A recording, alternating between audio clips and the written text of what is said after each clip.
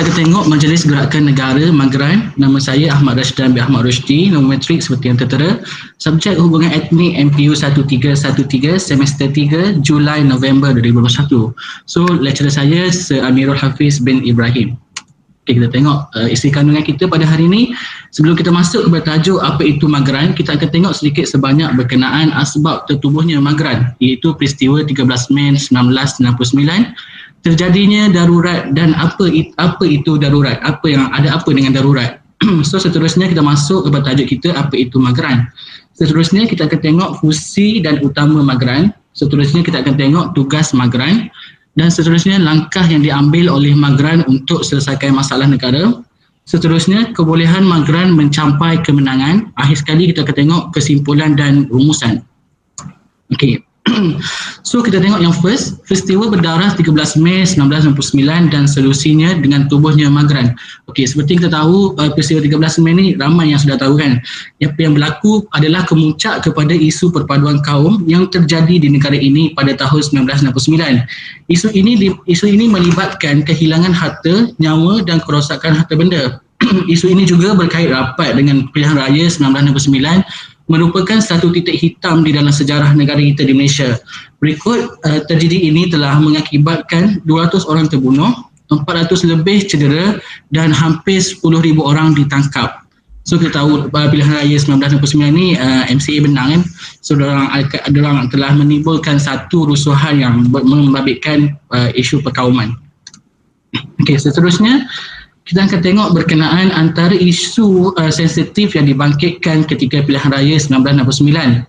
Yang pertama adalah tema sepanjang pilihan raya berkaitan isu perkauman yang menyentuh emosi dan sensitiviti masyarakat. So kalau kita tengok pada selepas pilihan raya tu, kita nampak kan China dia ambil angkat penyapu macam nak sapu kita sebagai Melayu ni. So dia mengeluarkan kata-kata kesat apa semua yang tema sepanjang pilihan raya tu, benda yang tak elok lah yang diorang cakap yang akan menyentuh emosi dan sensitiviti masyarakat. Yang kedua adalah isu bahasa Melayu sebagai bahasa kebangsaan. So diorang tak terima benda ni ada di Malaysia sebab dia nak diorang nak bahasa Cina juga menjadi bahasa kebangsaan, tapi itu tak boleh lah, melanggar undang-undang perlembagaan. So yang ketiga adalah kedudukan istimewa orang Melayu. So kita tahu kalau kita di Malaysia ni orang Melayu adalah lebih diutamakan berbanding bahasa lain kalau dulu, tapi sekarang ni saya rasa semua sama rata dah lah. So yang keempat adalah hak kerakyatan orang bukan Melayu. So yang ni hak kerakyatan orang bukan Melayu ni dia macam orang luar datang di Malaysia, datang di tanah Melayu dan mendapat hak kerakyatan orang Melayu. Okay. So seterusnya ada apa dengan darurat sebenarnya? Okey, kalau nak tahu darurat ni dia macam banyak jenis. Salah satunya adalah seperti yang terjadi sebelum ni adalah darurat dalam perlembagaan kita, iaitu darurat politik kan, yang mana parlimen dibubarkan, so tidak ada persidangan di parlimen. So yang kedua adalah darurat berkenaan untuk mengawal wabak. Contohnya kalau di Malaysia ni saya tak pasti ada ke tak, kalau di luar negara ada seperti wabak taun tak silap saya kan, dia ada isytiharkan darurat untuk mengawal wabak. So untuk hari ini yang saya nak cerita pasal darurat adalah darurat yang membabitkan rusuhan, perkauman, evakuasi ataupun melibatkan kematian yang tinggi ataupun mengorbankan banyak nyawa. So darurat ni adalah satu situasi yang mana ancaman besar telah berlaku ke atas keselamatan negara, kehidupan, ekonomi atau ketenteraman awam. So dengan kata lainnya, darurat adalah situasi yang keadaan negara diisytiharkan oleh Yang di-Pertua Agong bagi tujuan mendepani ancaman besar atau lebih dikenali sebagai grave emergency terhadap negara. Grave emergency ni macam apabila darurat akan ada macam perintah berkurung. Okey, migran diberi kuasa untuk memerintah sepanjang tempoh darurat bermula 16 Mei 1969 sehingga 23 Februari 1971, iaitu tarikh dibubarkan. Alright. So kita tengok seterusnya. Tujuan pengisytiharan darurat adalah bertujuan memastikan perkara berikut. Yang pertama adalah bertujuan menenangkan situasi semasa itu yang tidak terkawal. So kita tahu apabila berlakunya rusuhan kaum, situasi pada masa itu memang tidak akan terkawal lah, sebab memang orang mengeluarkan apa-apa benda yang diorang nak cakap, apa situasi masa itu kelang kabut. Yang kedua adalah bertujuan memberikan masa kepada pihak yang terlibat untuk berfikir secara rasional sebelum melakukan tindakan mereka. Okey, pihak yang terlibat ni dia kena fikirkan satu solution ataupun satu cara, idea yang mengambil jangka masa panjang untuk yang dia nak buat tu. Tapi dia kena fikirkan satu idea tu secara rasional, tidak boleh fikir secara cepat-cepat lah, sebab benda ni akan mendatangkan hasil yang agak lama. Yang ketiga adalah bertujuan untuk menghentikan kekacauan yang berlaku dalam masa yang singkat dan mengorbankan banyak nyawa pada ketika itu. Okey, masa yang cakap tadi, apabila dia fikir, kalau dia fikir tu dalam masa yang singkat tanpa ada perbincangan ataupun persetujuan, dia akan menyebabkan benda ni tidak dapat diselesaikan dengan keadaan yang cepat lah. So dia kena fikir dulu, lepas tu dia selesaikan, macam tu. Alright, asbab musabab terbentuknya Magran. Dengan peristiwa yang kita tengok tadi 13 Mei 1999, pada tarikh tersebut sejarah hitam yang menggugat keamanan dan kestabilan politik telah berlaku sehingga berlakunya rusuhan besar-besaran melibatkan aspek perkauman iaitu di antara bangsa Melayu dan Cina. Itu macam yang ke depan tadilah, cuma ni asbab yang terbentuknya Magran selepas berlakunya peristiwa 13 Mei 1969. So kita masuk kepada tajuk kita, ya, apa itu Magran? Majlis Gerakan Negara Magran atau lebih dikenali sebagai National Operation Council ditubuhkan pada 15 Mei 1969, 2 hari selepas perisytiharan darurat. Magran diketuai oleh Timbalan Perdana Menteri Malaysia pada ketika itu ialah Tun Abdul Razak Hussein. Turut menganggotai Magran ialah pemimpin politik, pegawai kerajaan, pegawai tinggi polis dan tentera. Antaranya ialah Tun Dr. Ismail, Tan Siew Shing, Tan Sri Muhammad Ghazali Syafi, Jeneral Tuanku Osman, Tuanku Muhammad Jewa dan beberapa lagi yang berkaitan. So kita akan tengok antara wajah-wajah yang membentuk Magran.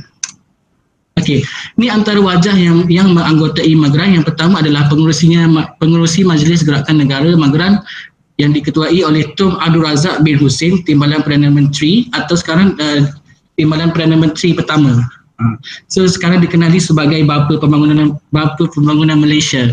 Yang kedua kita tengok Tun Dr. Ismail, ahli politik Malay United National Organisation atau lebih dikenali sebagai UMNO. Yang ketiga kita tengok Jeneral Tuanku Osman, Ketua Angkatan Tentera Malaysia yang pertama. Beliau adalah anak saudara Tuanku Abdul Rahman, Perdana Menteri Malaysia yang pertama. So ni adalah wajah-wajah yang menganggotai Magran. Banyak lagi sebenarnya, cuma saya letak 3 je lah. So yang kedua kita tengok fungsi utama Magran. Antaranya ialah mengembalikan keamanan dan kepatuhan kepada undang-undang negara. So kita tahu negara-negara ini dia ada undang-undang yang tersendiri, perlembagaan yang tersendiri. So apabila berlaku macam urusan tadi, kita boleh tengoklah undang-undang tu tidak dapat diikut dengan baik, keamanan pun dah tergugat kan. So fungsi utama dia adalah mengembalikan keamanan dan kepatuhan kepada undang-undang negara. Kedua, mengendalikan pentadbiran dengan sempurna, bebas dan telus sekaligus menamatkan darurat. So poin yang kedua ni, kita tahu kalau pentadbiran tu elok, so darurat ni akan ditamatkan, macam tu. Kalau macam kita mengendalikan pentadbiran satu organisasi yang stabil, mungkin tempoh darurat tu boleh singkatkan, ataupun kalau benda tu tak ready lagi, dia takkan tamatkan darurat. Yang ketiga adalah mengembalikan suasana keharmonian dan kepercayaan antara kaum di Malaysia. So kita tahu Malaysia ni kita hidup berbilang kaum, kita hidup berumpun kan. So keharmonian antara bangsa-bangsa lain tu pun kita kena percaya. Walaupun kita tak boleh percaya diorang, at least kita ada satu conversation ataupun jenis kesefahaman yang sama. Kalau tak boleh faham yang sama pun, kita boleh sesuaikan diri untuk hidup dalam pelbagai masyarakat. Okey, tugas wujudnya Magran. Okey, yang pertama mengawal ketenteraman negara semasa darurat. Okey, yang ni saya nak sentuh sikit berkenaan darurat darurat yang berlaku di Afghanistan yang sebelum ni. Kita tengok keadaan darurat ni amatlah nak cakap dia lebih kepada pecah kacil. Dia kepatuhan ke atas undang-undang negara pun dia tak ikut. So kita tengok kepada Afghanistan sebelum ni, dia umumkan darurat yang kuasa USA telah diambil alih oleh Taliban kan, kita tahu. So kita tengok masa dia evakuasi darurat tu, seperti airport apa semua, dia orang boleh terus masuk macam tu je, boleh duduk kat sayap, boleh duduk bergantung dekat tayar. So benda tu kita nampak negara macam tu dia tak ada perundangan ataupun undang-undang yang ketat semasa darurat. Kalau di Malaysia ni kita jarang nampak benda tu berlaku kan. Sebab dia, saya tak cakap semua, saya tak cakap negara juga. Dia lebih kepada individu ataupun sedangkan dia negara yang sudah lama bergolakan, so dia tak dapat kawal lagi undang-undang negara dia semasa tu. So benda ni akan melihatkan negara kita sebagai negara yang tidak yang mungkin kejatuhan ekonomi yang teruk lah. Sebab dia buat macam tu. Sebab dia lebih kepada negara yang berdemokrasi macam tu. So dia apabila Taliban telah rampas kuasa secara macam tu, kita tengok dia punya rakyat tak boleh nak terima kan. Okay, kita fokus balik antara dua fokus masalah negara untuk diselesaikan oleh Mageran. Yang pertama adalah memastikan perpaduan kaum dalam keadaan yang baik serta boleh terima antara satu sama lain. So poin ni pun sama macam poin tadi jugalah, sebab kita hidup di Malaysia ni banyak berbilang kaum kan. Yang kedua, memastikan ketidakseimbangan ekonomi dapat dibendung. So kalau dulu kita nampak Melayu, India, Cina, kalau Melayu dia lebih kepada sektor nelayan, pertanian. So kalau Cina pula dia lebih duduk di bandar, jual barang ataupun berniaga lah. So kalau India pula dia lebih kepada peladangan dan estate. So kita nampak jurang ekonomi, perbezaan ekonomi pada masa dulu tu sangatlah jauh kan. So sekarang ni saya nak cakap, sekarang ni kita sama-sama rata lah, cuma atas kerajinan diri masing-masing lah macam mana kita nak adapt dan macam mana kita nak menjayakan diri kita sendiri. So bagi sekarang ni kalau nak cakap jurang ekonomi tu tak jauh sangat lah macam tu. So, nombor 4, langkah yang diambil oleh Mageran untuk menyelesaikan masalah tersebut. Nombor 1 adalah menggantung sementara penerbitan akhbar sehingga keadaan kembali stabil dan suasana kembali tenang. So, kenapa dia gantung? Sebab masa dulu kita tak ada media sosial, kita tak ada telefon apa semua kan. So, orang-orang masa tu dia lebih kepada akhbar lah, baca surat khabar untuk berita semasa apa semua. So, masa tu kerajaan Mageran telah menggantung sementara penerbitan akhbar kerana mungkin kalau ada pihak pembangkang yang keluarkan akhbar and then dia tak dapat kawal. So banyak info-info yang salah dalam akhbar tu. Yang kedua, menguatkuasa Akta Hasutan 1994. So kalau kita boleh tengok, kesalahan dalam Akta Hasutan contohnya menyebut apa-apa perkataan yang menghasut. Kita nak hasut orang, kita nak cakap kita Cina lebih bagus ke, masuklah Cina kan, macam tu. Tak boleh. Sebab tu adalah dalam ada undang-undang dalam Akta Hasutan 1948. So yang ketiga, Jabatan Penerangan menapis berita palsu dan menerangkan usaha kerajaan yang sebenar sekaligus dapat tangani rusuhan kaum tadi. So kalau kita tengok Jabatan Penerangan ni dia ditubuhkan untuk menapis berita palsu. Contohnya kalau akhbar tadi boleh beroperasi, so kadang-kadang kita tak sempat juga nak tapis satu-satu kan. So adanya ni and then kita hentikan sementara penerbitan akhbar. And then dia Jabatan Penerangan ini dapat menapis berita palsu sebelum dia disebarkan. So apa yang disebarkan tu adalah benda yang benar lah, benda yang betul dan sahih. So nombor 5, kita tengok kepada kebolehan Mageran mencapai kemenangan. Mageran yang mempunyai jaringan pada peringkat persekutuan dan negeri juga bertanggungjawab untuk memastikan pentadbiran negara dapat berjalan dengan lancar. So yang ni Mageran adalah penting kerana ianya dapat melaksanakan keputusan seberapa segera yang boleh tanpa perlunya rundingan dengan pihak lain atau seumpama dengannya dalam sistem demokrasi. So kita tahu dalam lepas pada peristiwa tu Syah darurat 2 hari je, so Mageran ini ditubuhkan. So Mageran dia dalam satu tim dia tu, dia boleh kalau dia ada satu idea ataupun benda yang dia nak buat, dia boleh buat macam tu je. So dia tak perlulah nak daftar dia punya akta ke dalam parlimen untuk dibentangkan and then baru dia buat kan. Tak apa, dia tak perlu buat macam tu sekarang dalam sistem demokrasi.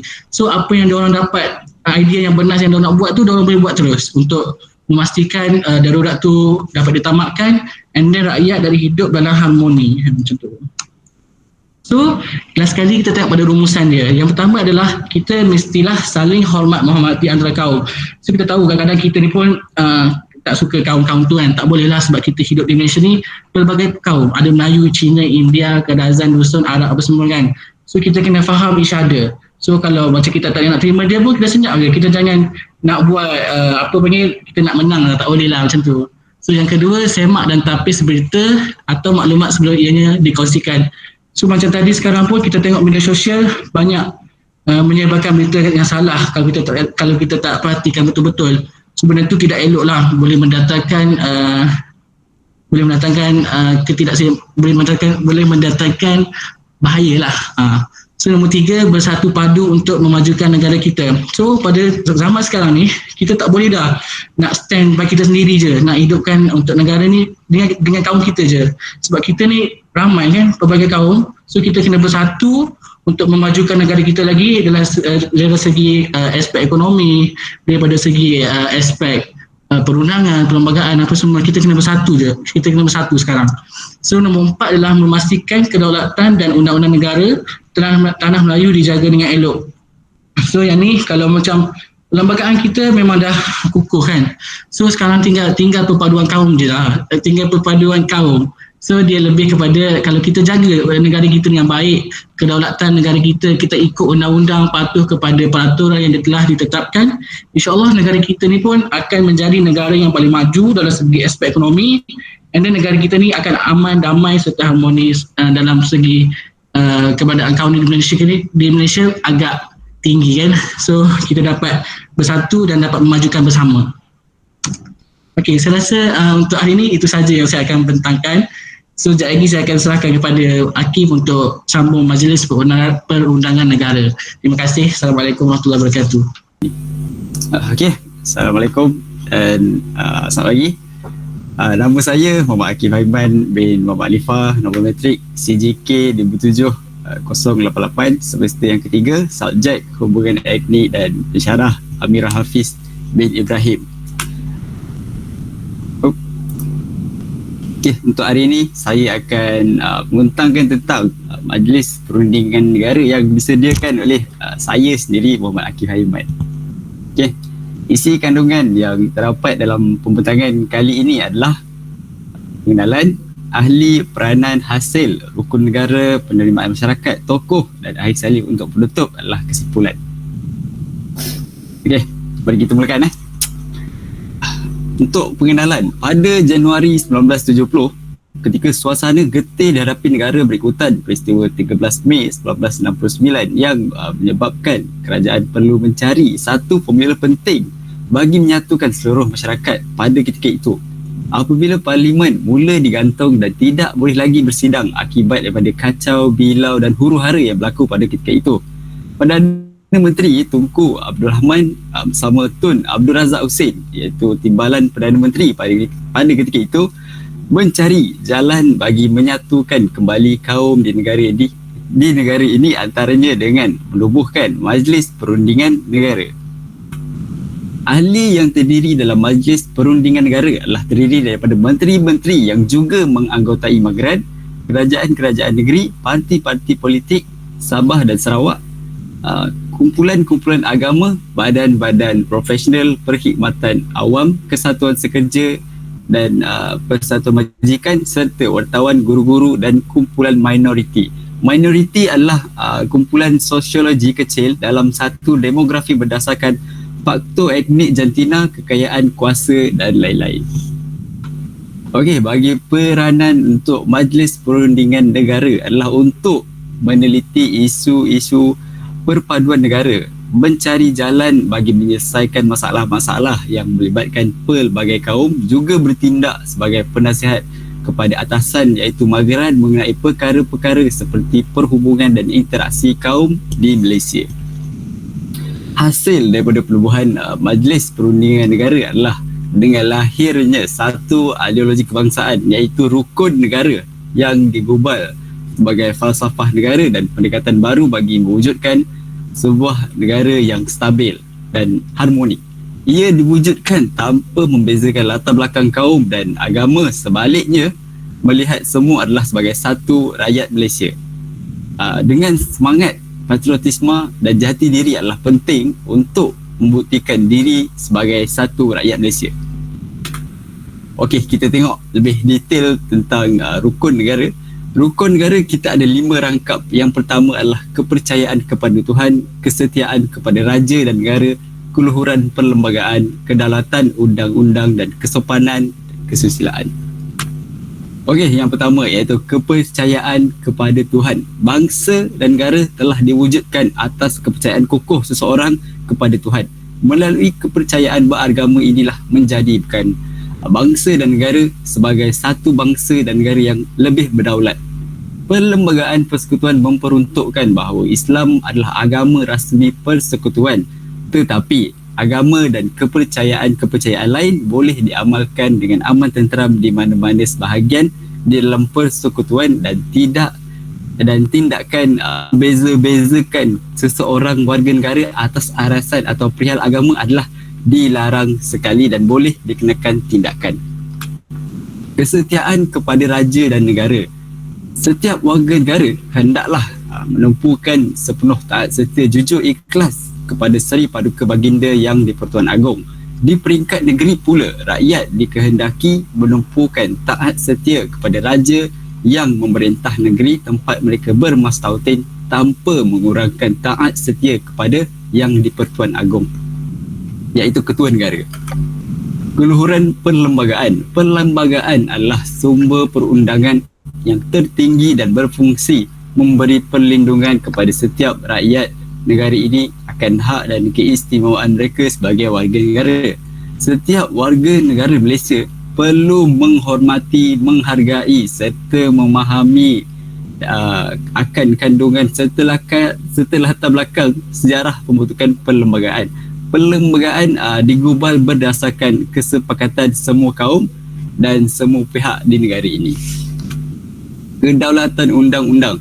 Undang-undang negara yang berasaskan perlembagaan perlu diterima dan dipertahankan kedaulatannya. Tanpa adanya undang-undang, maka negara tidak dapat mencapai keamanan dan kestabilan. Undang-undang negara dijamin oleh institusi kehakiman yang bebas dan berwibawa. Setiap warga negara memerlukan undang-undang untuk mengawal dan mewujudkan satu masyarakat yang aman, stabil dan makmur. Kita tengok apa pentingnya undang-undang ni. Kesopanan dan kesusilaan. Untuk membentuk warga negara yang bersopan santun dan bersusila adalah selaras dengan kempen budi bahasa dan nilai murni yang dijalankan, yang dipupuk sejak daripada sekolah lagi. Sifat individu yang bersopan santun dan bersusila amat penting dalam konteks perhubungan antara satu sama lain dalam masyarakat pelbagai kaum di negara ini. Sikap bersopan santun dan bersusila patut diamalkan bagi membentuk individu dan masyarakat berdisiplin dan bermoral tinggi yang akan membantu mewujudkan sebuah masyarakat yang harmoni. Kesopanan dan kesusilaan juga mencerminkan sesebuah negara mengikut kesopanan dan kesusilaan seseorang individu. Okey, penerimaan masyarakat ketika itu terhadap rukun negara adalah rakyat yang dalam keadaan terkejut dengan insiden 13 Mei 1969 cepat menyesuaikan diri untuk bersama-sama mencapai ke arah perpaduan. Mereka semakin sedar betapa pentingnya keharmonian dan perpaduan dalam masyarakat bagi bersama-sama dalam membangunkan negara, terutama apabila rukun negara menjadi asas mencapai perpaduan negara diwujudkan. Okey, tokoh yang saya pilih adalah yang pertama itu Tan Sri Kamarul Arifin Muhammad Yassin yang dilantik menganggotai Majlis Perundingan Negara semasa tiadanya Parlimen apabila kacau bilau berlaku 13 Mei 1969. Beliau juga dilantik sebagai Senator Negara selama 10 tahun. Dan seterusnya adalah Profesor Emeritus Tan Sri Datuk Dr. Koh K. Kim yang merupakan anak kelahiran Kampar, Perak, merupakan seorang ahli sejarawan terkemuka di Malaysia. Beliau dilahirkan pada tarikh 28 Mac 1937 dan ini telah menerima kehormatan emeritus daripada Universiti Malaya. Merupakan salah seorang penulis yang merangka rukun negara seperti yang tersusunnya rukun negara pada hari ini. Emeritus digunakan oleh profesor atau lain-lain profesion yang sudah bersara. Okey, untuk kesimpulan atau penutup bagi pembentangan saya pada hari ini ialah rukun negara adalah penyatuan masyarakat dengan menghayati nilai terkandung di dalamnya supaya ia terus difahami, dan meskipun usia negara mencecah ratusan tahun dan kita diwajibkan bagi mengetahui 5 rukun negara dan mengetahui maksud-maksud yang terkandung di setiap rangkap Rukun negara bukan sekadar simbolik, sebaliknya perlu disuburkan dalam kehidupan setiap rakyat Malaysia bagi membangunkan sebuah negara bangsa yang harmoni. Okey, saya rasa itu sahaja daripada saya. Sekian, terima kasih. Terima kasih. Okay, Baik. terima kasih kepada Rashdan dengan Najib. So daripada apa yang penerangan yang kita lihat tadi ya, kita dapat faham bahawa Mageran ni ditubuhkan untuk mengetuai negara lah, untuk memimpin negara pada waktu darurat kan. Okay. Dan Majlis Perundingan Negara ya. Saya je. Majlis Perundingan Negara ni ditubuhkan untuk menasihati Mageran ya, dalam untuk mengembalikan keharmonian masyarakat, betul kan? Betul. Okay. Betul. Latar belakang tentang Sriwijaya ialah sebuah empayar maritim Melayu purba yang berpusat di Sumatera yang mempengaruhi oleh Asia Tenggara. Bukti terawal kewujudannya adalah dari abad ke-7 apabila seorang Sami Buddha dari Cina, Ai Xing, adalah penulis tentang lawatannya selama 6 bulan ke Sriwijaya pada tahun 671. Batu bersurat kedudukan Bukit Betari 683 Masehi yang ditemui di Palembang, Sumatera Selatan juga ada menyebut tentang Sriwijaya dan membuktikan kewujudan Empayar Sriwijaya. Okey, seterusnya penubuhan kerajaan Sriwijaya bermaksud Sri atau sinar dan Wijaya. Ada tulisan India kat situ, bermaksud kejayaan atau kemenangan. Nama Sriwijaya adalah berasal daripada nama seorang pemerintah kala tanah, iaitu Sriwijaya, yang ditulis sebagai Shilivichoye. Raja ini ditulis mengantar utusan kepada Cina pada tahun 434 Masehi oleh ahli sejarah Cina, Shen Yao. Kurangan 414 hingga 512 dalam bukunya Shung Shu, iaitu sejarah awal Shung. Pendapat ini disokong oleh sarjana Belanda, iaitu J.L. Mons, sarjana Jepun Takakura, dan sejarah Jerman iaitu Hermann Schlegel yang dimengaitkan dengan negeri Kelantan tua. Dalam tulisan pada tahun 1937, Mons mempendapat Kelantan menggunakan nama Sriwijaya tidak lama selepas tahun 667 Masehi. Penubuhan kerajaan Sriwijaya berdasarkan batu bersurat kedudukan Bukit Betari 605 Saka, iaitu 683 Masehi. Sriwijaya didirikan oleh Dampunta Yang Sri Jaya Nasa yang memimpin armada 20,000 bala tentera dari Minanga Tamuan ke Matayap untuk mendahulukinya. Ada berapa batu bersurat yang ditemuilah di tempat tersebut, iaitu Kotak Kapur di Pulau Bangka pada tahun 696 Masehi. Yang kedua, Karang Biraya di Jambi Ulu pada tahun 686 Masehi. Yang ketiga, Palas Pasaimah di selatan Lampung. Semua tempat ketiga ni di Sumatera lah. Menceritakan peristiwa yang sama. Dari keterangan batu-batu bersurat ini dapat disimpulkan yang Jaya Nasa mendirikan kerajaan Sriwijaya setelah mengalahkan musuh-musuhnya di Jambi, Palembang, Selatan Lampung dan Pulau Bangka. Yang dibawa ni gambar batu bersurat di Bukit Parasasti, kedudukan bukit tu. Yang gambar kedua tu adalah di Kotak Kapur. Okay, next. Okey, agama untuk kerajaan Sriwijaya ni banyak dipengaruhi oleh agama-agama besar dari India iaitu Hindu, kemudian diikuti pula oleh agama Buddha. Dari catatan keterangan tentang orang Gasar yang dikumpul pada zaman dinasti Sung, masyarakat Sambosai dikatakan ada mengamalkan satu adat yang dikenali sebagai Tung Seng Su, iaitu hidup dan mati bersama, yang hampir dengan amalan Sunteng dari agama Hindu. Namun berdasarkan catatan Cina dan India yang lain serta penemuan arkeologi, Sriwijaya merupakan pusat agama Buddha yang utamanya di Kepulauan Melayu.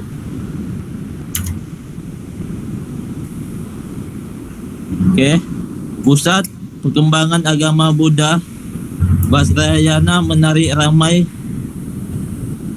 penziarah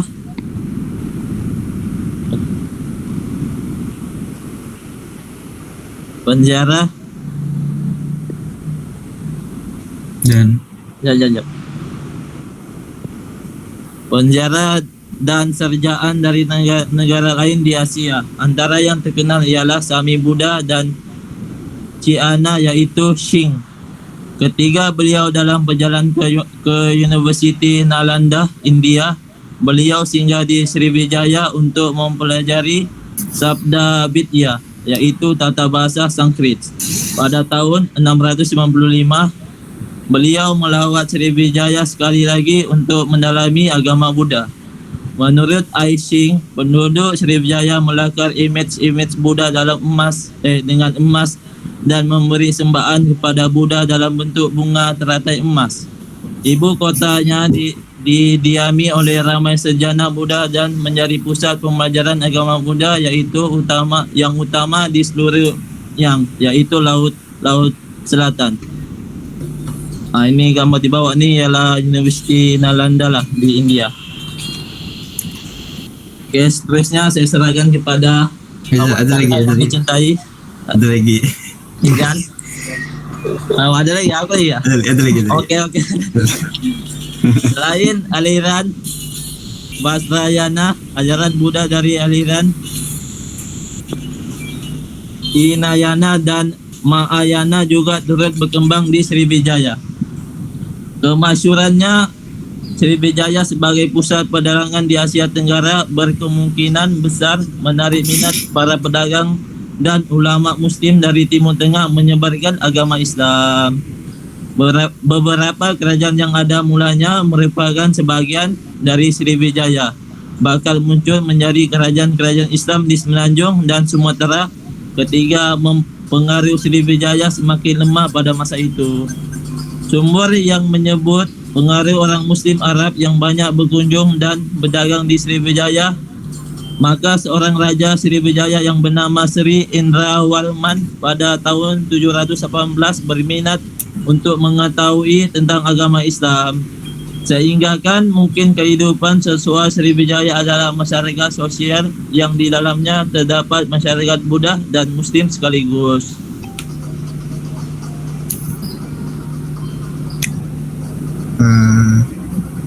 Apa lagi? Ni tak?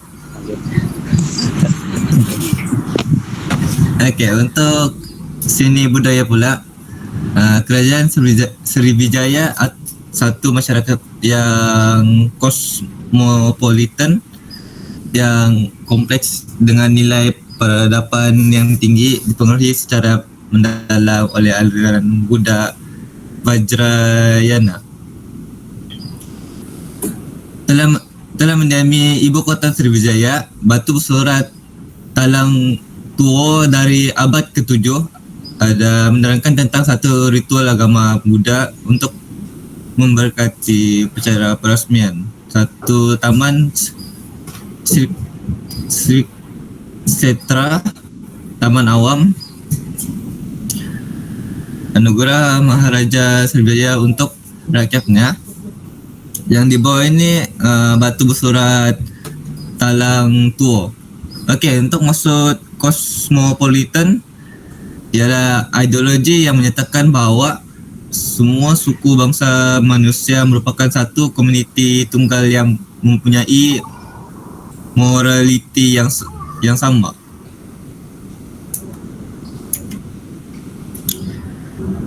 Batu bersurat terangga batu menggambarkan kerumitan susunan pangkat para pembesar dalam kerajaan Sriwijaya. Sementara batu bersurat kotak kapur menyebut tentang kekuatan bala tentera Sriwijaya ke atas Pulau Jawa. Kesemua batu-batu bersurat ini adalah dalam bahasa Melayu kuno, bahasa yang digunakan oleh orang Sriwijaya yang merupakan bahasa Melayu klasik yang kemudiannya menjadi asas kepada bahasa Melayu dan bahasa Indonesia moden. Sejak abad ke-7, bahasa Melayu kuno telah digunakan di Nusantara, dibuktikan oleh batu-batu bersurat Sriwijaya.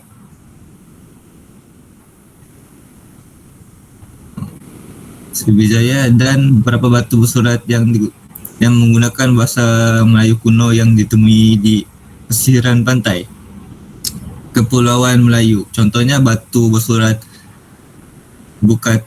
Bukatija, Ganda Suli, Kayum Wungan, Sojo Metro dan Manjus Riga. Kira macam itulah yang ditemui di Jawa, serta Plate tembaga Saguna yang ditemui di Manila, Filipina. Perdagangan merupakan antara faktor utama penyebaran bahasa Melayu kuno kerana ia adalah medium komunikasi yang utama bagi para pedagang. Sejak itu, bahasa Melayu kuno menjadi lingua franca dan digunakan secara mulus di Kepulauan Melayu. Okey, untuk bahasa perantaran. Bahasa yang digunakan pada masa kerajaan Sriwijaya adalah bahasa Melayu kuno dan bahasa Sanskrit. Tetapi, bahasa yang digunakan sebagai bahasa rasmi dan bangsa lingua franca pada masa kerajaan Sriwijaya adalah bahasa Melayu kuno. Bahasa Melayu kuno sendiri merupakan anggota rumpun bahasa Austronesia dan dianggap sebagai salah satu bentuk awal pada bahasa Melayu. Bahasa lingua franca atau dari bahasa Itali berarti bahasa Frank atau bahasa perantara merupakan bahasa yang digunakan secara sistematik untuk tujuan perhubungan antara orang-orang yang tidak sama bahasa ibundanya. Lingua franca diiktirafkan berdasarkan fungsi tanpa mengambil kira sejarah atau struktur bahasa itu, walaupun ada bahasa campuran Pidgin dan Creole yang berperanan sebagai lingua franca. Namun kebanyakan lingua franca bukan bahasa campuran. Istilah lingua franca juga bermaksud bahasa yang dikhususkan dalam bidang tertentu seperti bahasa Inggeris untuk kajian sains.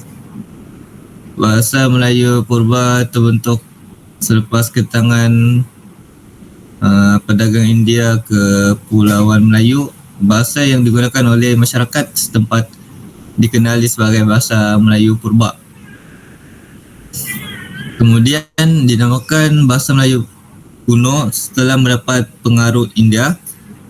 Bahasa Melayu kuno mencapai kegemilangan dari abad ke-7 hingga ke abad ke-13 pada zaman kerajaan Sriwijaya sebagai lingua franca dan bahasa pentadbiran. Mereka yang bertutur bahasa Melayu kuno merangkumi Riau dan Sumatera dan semenanjung tanah Melayu.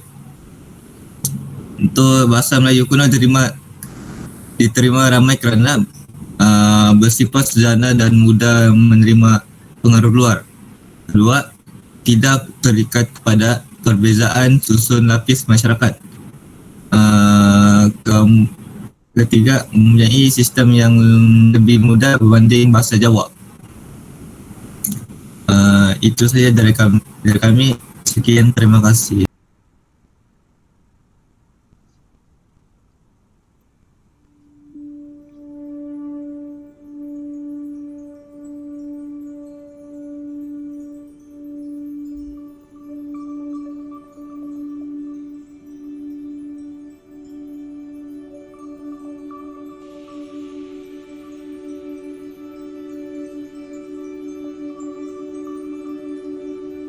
Swasti Sri Saka Farsa Tita 600 anak Ding Ditya Sukla Paksa Bulan Caitra Parwanda Puntahyang Sri Jayanasa Ini Praninda Nanda Puntahyang.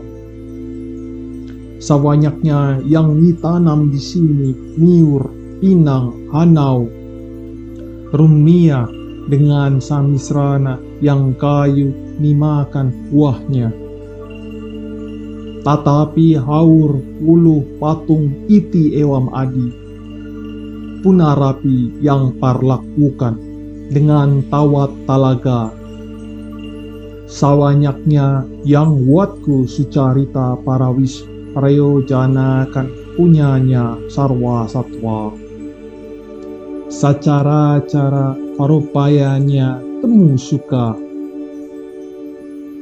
Di asana kala di antara margalai temu muahya ahara dengan air minumnya. Sawanyaknya buatnya uma parlak mancak. Muahya menghidupi pasu prakara. Marhulun tuwi frti. Muahya jangan ya niknai sawanyaknya yang upasarga idan swapna fikna. Paramua tanya kata mapi anukula yang graha naksatra parawistia. Nirvyadi ajara kawatannya, tetapi sawanyaknya yang beratayannya. Satyar Jawa Narda Bakti muahya dia, yang mitranya tui jangan ya kapata, yang wininya mulang anukula barya. Muahya waralsta. Nanya lagi, curi ucah wadanya para darah di sana. Punarapi